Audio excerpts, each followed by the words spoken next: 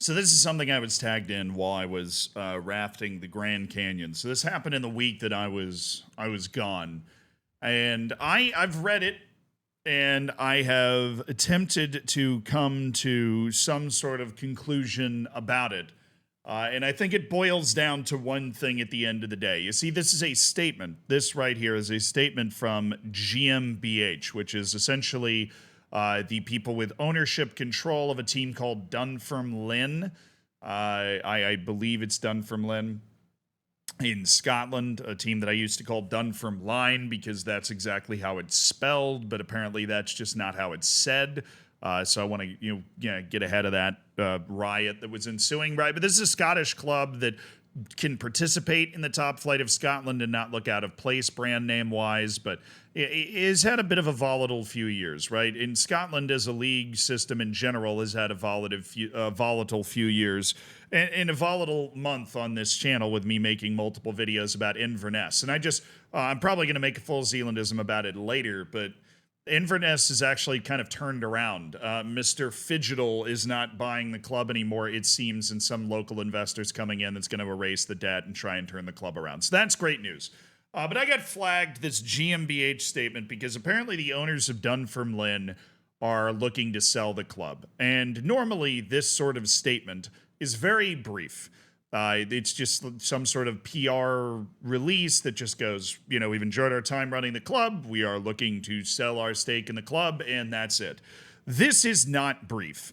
It is also repetitive. I have a pet peeve, okay? And that pet peeve is brevity. I realize the irony here, considering that most of these videos I'm just kind of blustering on about nothing for 15 minutes, but you guys seem to enjoy it, so we endure. But brevity is the idea of being able to deliver your message quickly, right? Without a bunch of extra fluff, without being repetitive, without a lot of words. Now, the message that's being passed along over the course of this novel of a statement is actually quite simple, right? They start the statement by basically saying, hey, we're sad that we're doing this, which of course implies that there is a reason that they are kind of being forced to sell, but they say we're going to look back at the last few years. Now, first, the ownership group here starts by blowing a massive amount of smoke up their own ass here by talking about how they really saved the club. They bought them in August 2020 in the middle of the pandemic, and at the time there was massive uncertainty.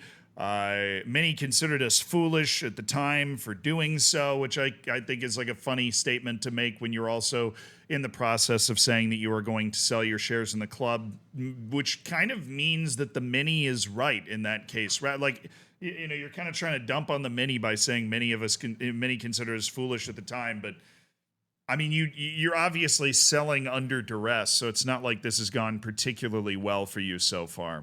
And then in this paragraph, they begin to discuss something that I swear to you they discussed like 4 or 5 other times over the course of this, but basically their philosophy, that they were going to try and invest in building an academy, right? This paragraph has to do with, well, we were going to set money aside and we're going to develop a Dunfermline Academy and it's going to be great, right? Like everybody, when they buy a club, and I would be thinking the same thing if I bought a club, right? Like it's not like I'm going to be any different if I ever am able to end up in that opportunity, right? I win the lottery, boom, I'm buying a club, right? I'm going to be making statements like, we're going to build an academy and we're basically going to turn into Barcelona with kilts, right? Like that's kind of what they were trying to say here. You attract talented players, come up with their identity step by step. They use different phrases like that, like investing in the development of an independent training facility, which apparently Dunfermline doesn't have, and eventually turning that into academy and slowly but surely increasing your chances of success. Which I want to be clear, all of that's right.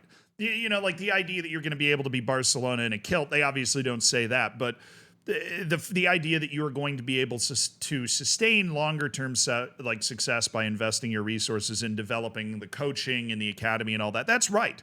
Right? I don't think anybody's going to argue with that. That is definitely the right way to go about your business. I mean, that is just idyllic. That's exactly what you want to do. And that's what this ownership group was saying that they wanted to do. And they also, we came out of pocket and we built that. But then they start to talk about kind of people around the club. We were encouraged by many around the club to make the investment, right? And so this is the first time we bring in another character, the other, in this case, that they're about to start a war with. Don't worry, this is about to get fucking wild.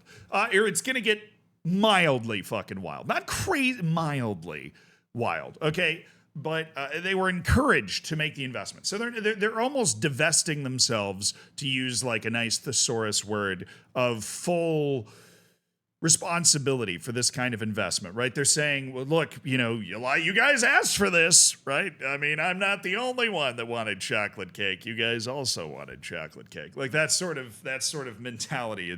It's a sneaky sentence, but it struck me as very strange. It's the first time I got a weird smelly smell reading this statement, and it is a smelly smell that I got. And I like how they point out, like, this is just an example of a lack of brevity. Again, something that costs money and which is an investment in the future of the club. This is, of course, like right after they literally just said, I mean, seriously, I feel like this wasn't even proofread in a serious way. There's also a spot where they forgot to put a space after a period. Like, I'm not a grammar Nazi here. I'm just saying that if I'm releasing one of the most important statements in my entire tenure of the ownership of the club, I'm probably having somebody copy edit it first, and it doesn't really necessarily feel like that happened. I feel like this was I'm going to write this from the heart mass text message, except it was sent out to the world instead of like your ex. I guess the club is about to be their ex, so maybe that's just the right way to do it. But they talk the academy's up and running. Everybody's delighted. Life is good. We all remember the 21-22 season where they got relegated down to the third tier of Scotland. They blow some more smoke up their ass talking about how they managed to keep the academy running and keep the goals being pursued. You keep the goals in sight, even though they got relegated. They put a great ownership or a great management team in place. They realized that they needed to invest in a lot of this stuff. They talk about some erroneous stuff, like some people lost their jobs because they got relegated. That happens every time a club gets relegated. I don't like. There's just. They really. It's almost this. The first half of this statement reads kind of like a diary from the ownership group over the course of this time, and it also reads like, look, there's a few. I'm a history major. I don't know if you guys know that. I do think about the Roman Empire at least once a day. If you watch the Twitch streams, then you will see me periodically get on huge history tangents, right? I am an absolute, like, I am a history buff in the true definition of the word, right? And there is a very, very important part of history, which is whether you're reading Julius Caesar's account of his war with the Gauls, or whether you're reading like Winston Churchill's autobiography. When those sorts of people are presenting their actions, they're going to present them in the most rosy-colored, through the most rosy-colored glasses possible, right? They're going to paint their actions in the way that they see them.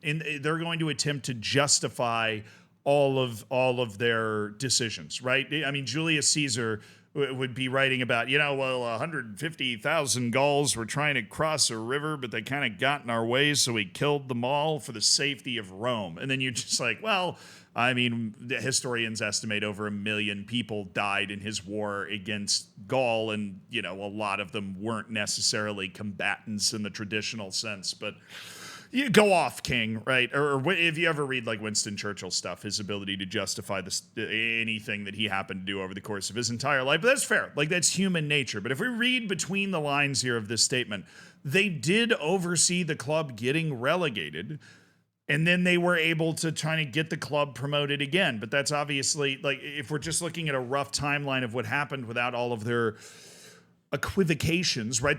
They took over the club got sent down, and the club came back up. They built a new training facility that they're saying a bunch of other people tried to get them to build, and that was it. That's what happened, right? But you're not in love with the management group that almost immediately gets relegated. They also mention, like, with our goalkeeper breaking historic records for the number of clean sheets in one season. It's amazing that sentence is in a statement about them deciding to sell the club. I mean, they really are.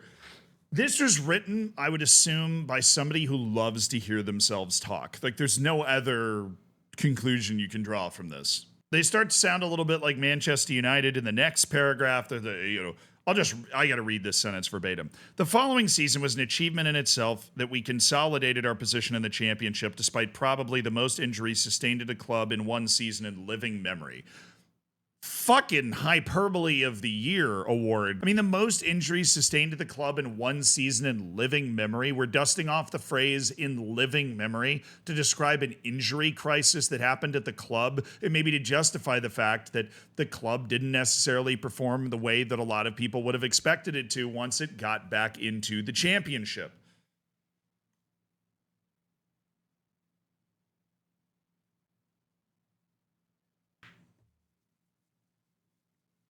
And they're like, the impact of relegation and the impact of injuries was obviously felt in the running costs of the club. I don't necessarily know how injuries impacted the running costs of the club unless you were signing a bunch more players to try and fill those gaps, or just like you had to hire more physios because so many people got hurt. But they, again, hyping themselves up. They said, these things need to be weathered, which we did. They say that right here. And this is where things get tasty. This is why I was brought to this in the first place. Not that any of this isn't tasty before, just because it's fucking weird, right? Like, this statement is weird. It doesn't make a lot of sense in terms of why they're doing it.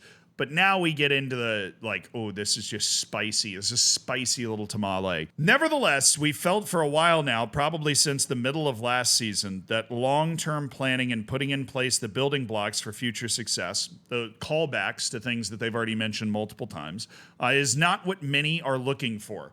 Damn, bitch! Just call all of the fans idiots, dude. Just call them all dumb. Say it to their face. Put the thesaurus down, stop with the independent clauses, and say it to their damn face, right? Because that is hidden behind wordiness and in commas, right? But it's not what many are looking for. The kind of slow building blocks for future success is not what many are looking for. I don't think many are looking to get relegated either, right? Like, sue the fans for being afraid that their club is going to get relegated. But if you're going to stand up and say this, say it with your chest, right? And they clearly are of the belief that the reason that they need to sell the club, and that's what they're getting into, is that the fans, the people around the club, just don't see their vision, man. They just don't see they don't see the future the way that we do, man. Many seem to prefer, this is unedited, we're going verbatim. Many seem to prefer an investor who had deep pockets to throw at the first team and try for the best over and over again each season. We said that from the start we are not this kind of investor, and therefore have detected an increasing disappointment in our approach. I don't know if they understand the exact definition of the word therefore, because that would indicate that the first part of this sentence then led to the second part of this sentence. So we have said from the start we're not this kind of investor. Them saying that from the start they're not this kind of investor, and that because of that they have detected an increasing disappointment in our approach. The more you think about it, the less sense it makes. That does not stop them from using the word again, because in the next sentence they say, perhaps, therefore, we are not the right kind of investor in the eyes of many at the club. I mean, they're really just saying, like, hey, you guys don't like us very much, so we're going to leave, and we're going to write a really long statement while we're leaving to try and convince you that we were right all along. You can hate on the Glazers for a lot of things, but seriously, the Glazers have gotten 3 billion times more shit than the owners have done from Lynn, and they have managed to, continue to pursue what they actually think is right at their club without engaging in this sort of tomfoolery and nonsense. They've also managed to do it without engaging with nearly as many therefores, which I appreciate a lot, honestly. I mean, if the fans' emotion in the moment decided whether or not you were the right kind of investor at a club, then the clubs would be sold every time somebody loses a game. Like, I'm not even suggesting, having gotten most of the way through this statement, that the owners of Dunfermline are actually bad. I've got no evidence to go in either direction, but a lot of the stuff that they're saying is good. It's the type of stuff that you'd want your club owner to be saying about developing long-term success, focusing on investing in academy and coaching and building up an identity. A lot of that stuff is good. But that's not how football fandom works either. That's not how sports fandom works. If you're a fan of a team, every single time the team loses, you're upset to varying degrees, right?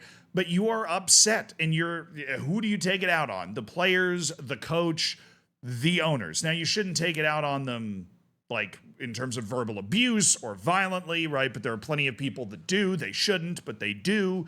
But the point is, if you are actually going to lead, if you are actually going to run a club and be the owner of a club, you're going to have to understand that just because the tide is going in and or the tide is going out does not mean you need to just like throw down your toys and stop playing in the sandbox and try and get everybody else to feel sad for you. If you believe what you're doing is right, fucking do it. And if you are right, then you're going to end up being kings of the world and develop Barcelona with kilts. But instead, they've just like, oh, we're not finding a lot of success and we're just going to kind of, well, you know, they don't want us here. You know, it's like that. It's always, there's always that one person who's like, oh, you guys don't like hanging out with me. Like explicitly because they want somebody to say, oh, yeah, no, we love hanging out with you. Absolutely. It just keeps getting weirder. They say, like, well, our aim was to get to 44 points as soon as possible. After this, further aims may be considered. This does not represent a lack of ambition, as many seem to believe, right? I mean, this is just a bunch of passive-aggressive stuff here. I mentioned them repeating stuff that they say. Here you go again. Success comes from being able to plan and build over time, even if there are hiccups along the way. Rushing things or simply spending more money is not a sustainable model, and we have not stood for this from the start, which of course they said in the previous paragraph. In no uncertain terms, they said the exact same thing. If much more is expected, this itself puts pressure on the management and the squad with each game not won. The knee-jerk reaction to call for more spending is not a model we stand for. Look, I'm somebody that operates in the public eye as well. And I told you this all kind of boils down to one point here. I don't know if these owners were bad or not. And quite frankly, I don't care. But I can tell you they weren't cut out to own a football club for all the stuff that I was just talking about. But really, if you are running a club and you're operating in the public eye, the world is full of idiots and fools, and even tomfools. That's a new word that I've fallen in love with. Tomfoolery, of course. And we would love for every single person on the face of the earth to approach everything logically and rationally. But when you love something and you love your sports team, you act irrationally, right? Now, there's never an excuse. Again, I'm not endorsing like violent or hateful conduct or, you know, verbally abusive conduct or anything. Like all of that is not okay. But at the same time, tweeting at the owner of a club like, can't believe we lost this game, you know, you suck. Like, I mean, that's just going to happen because the world is full of people that are going to do that. Or the world's full of people that are going to send you DMs. The world's full of people that if your team doesn't do well, they're going to boo you off the field. Or they're just going to like play their bagpipes in a sad tone. I don't know what they do in Scotland. That sounds right. But you're complaining about additional pressure on the management and the squad with each game not won. That's how it works. This is professional fucking sports we're talking about. If you're building for the future, it doesn't mean there's not pressure on the team to win now. And plain and simple, this ownership group couldn't handle the heat. If you're in the public eye, there's going to be heat. If you make decisions, you take stands, you start a YouTube channel called Zealandism where you talk about everything and just kind of talk about it, there's going to be heat. And if you can't handle the heat, then you have to get out of the kitchen. Right. And I guess they are getting out of the kitchen, but it'd be nice to get out of the kitchen without it, you know, blaming other people for your inability to handle a situation that you've stepped into. And to be perfectly honest, the amount of heat you're getting it done from Lynn is probably not crazy relative to the amount of heat that a lot of people are getting. That's evidenced by the fact that they tweeted this statement out. When did they tweet this statement out? On August 15th. It's like 5 days ago. It's been viewed 226,000 times. There's only 97 comments on it.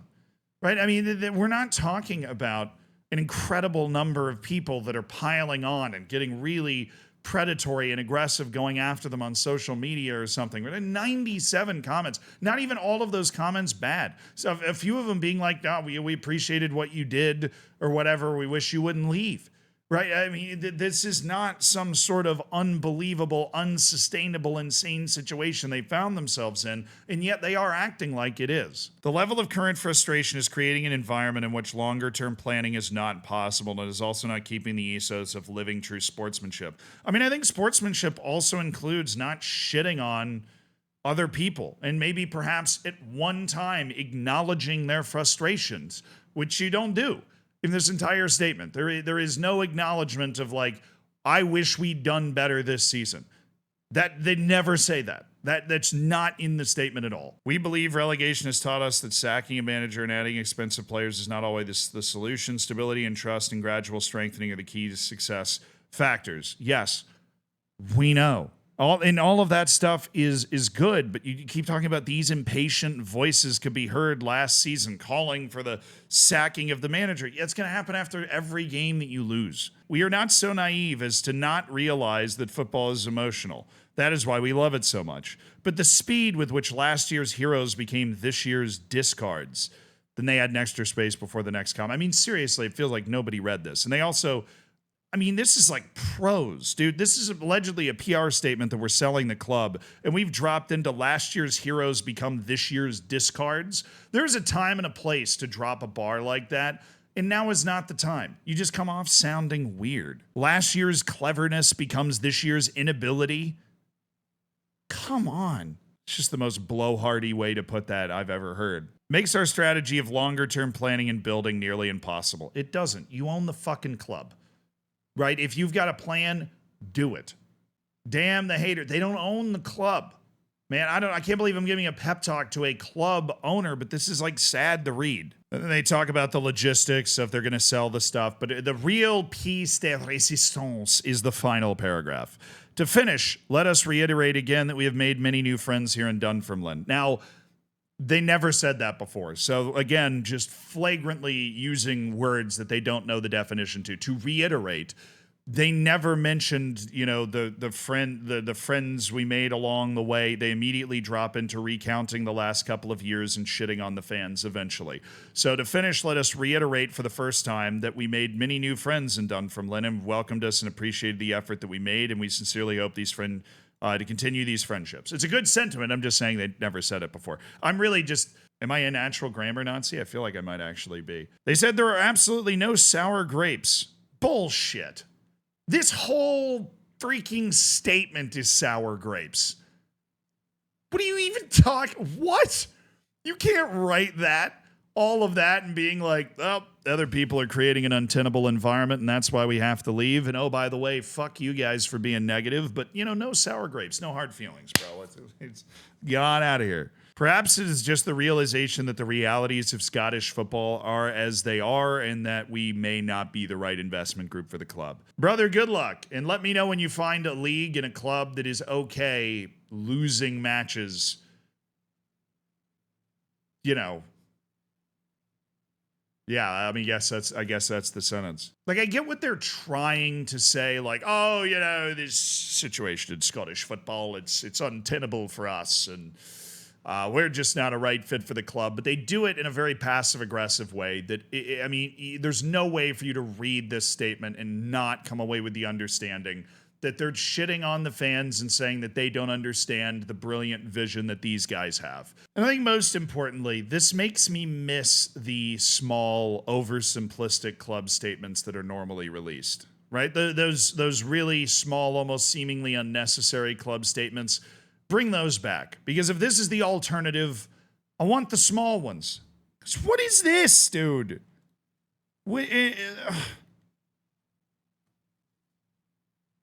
That's all I got. It's weird.